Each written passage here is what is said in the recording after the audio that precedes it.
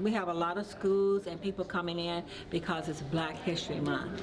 And here at the African American Museum of Southern Illinois, we say that every day is Black History. And we invite you to come in every day to see what we have and what we can show you and talk to you about Black History Month. My name is Corrine McDaniel. I am the co-founder of the museum. We're in the African American Museum of Southern Illinois. We founded the museum almost 25 years ago, and we have been located here inside the mall for almost, probably about 23 or 24 years.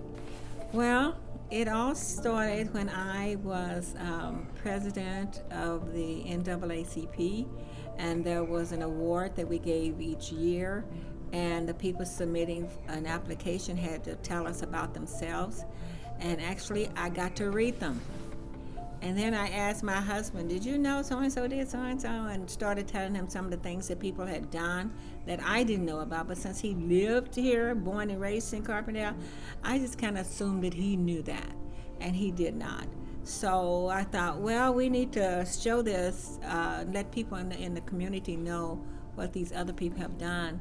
So then that's how basically the museum was started. Most of the artifacts, a lot of them were given to us. And of course the museum purchased a few, but a lot of them were donated to us. Of course we have President Obama here as an inspiration, and of course the first African American president. And we have our current vice president over here, which is a Black female. And of course we enjoy her also. What they represent is a culture, an African American culture. And it's a learning tool for people that may not know. And we have quite a few learning tools here, and we enjoy them. And we just invite people to come and see what we have, ask questions, and we answer the best we can. If we don't have the answer, that's a challenge to find the answer and get back to the person that had the question, so they know that we're serious about what we're doing and we don't know everything. We're going to go to the mural, okay, because I'm kind of energized about the mural. Attic School building is the African American high school. Oh, okay. That was here in Carbondale, the only one that was here in Carbondale, and it still stands. The mural from the Attucks High School, that's probably my favorite piece because of the history that's behind it. This project was given to the students to the art class, and each student chose a person to incorporate into this mural, and eventually it became this piece. After the school closed, integration came, and they moved to Carbondale Community High School. The mural went to the high school, the trophies went to the high school, and neither one of them was in the archives. This mural was put in the trash, and one of the janitors from Attic School moved over to the high school. He retrieved it from the trash. And Mr. Davis, Hardin Davis, who was the principal at Thomas School, he came down to the house and got me. I don't live very far from Thomas. And he said, Miss McDaniel, come with me. I thought, oh God, what did I do? And he said, just get in your car and come and follow me. So I followed him down to Bethel AME Church, and he pulled out this mural that had been taken out of the trash, and I think it was by Mr. McKinley's father. He wanted the museum to have it. This was donated to us, this picture here in the box, this was donated to us by Genevieve Houghton. She was a great friend of the museum. And she traveled on this bus,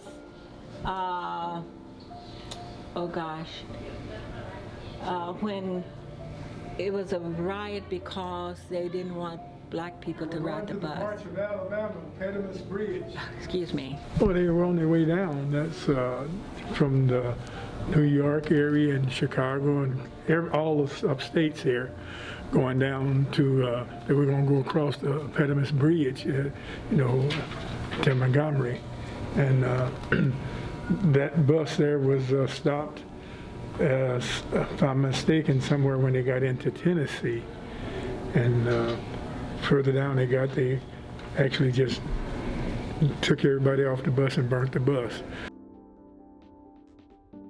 So we were segregated for many years, but we didn't feel like we wasn't depressed because we was within our own rights, living pretty well a good life of our own.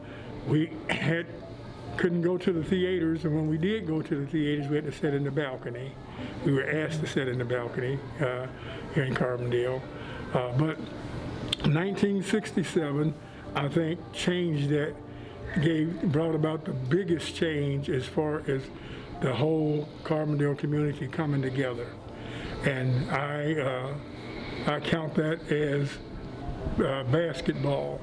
Actually, basketball brought Carbondale together. That was because SIU went to New York to the NIT with Walt Frazier during that year, and they won first place. Everybody, if we were being plastered on television, and everybody was saying, where is this little town called Carbondale with all of these good basketball players in, both the high school and the college, you're playing for first place. Where is this little place called Carbondale? And from that, Carbondale had to come together then. That brought about a healing, that started a great healing.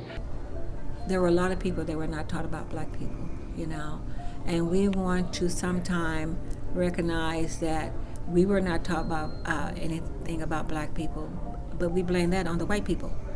Not that black people didn't teach black people about black history. And that's an example of the way it was when I grew up. But now I hope that there's an opportunity through this museum and through education now that anybody that has a desire to know anything about their heritage or about the heritage of someone else, that there is a facility available. There is a place that they can go to actually learn and touch. Now, our phones and computers and all that kind of stuff is good, but you can't necessarily walk and talk and touch. And some of the things here you can touch, and you have somebody talking directly to you about that particular item, and it makes it a little easier for you.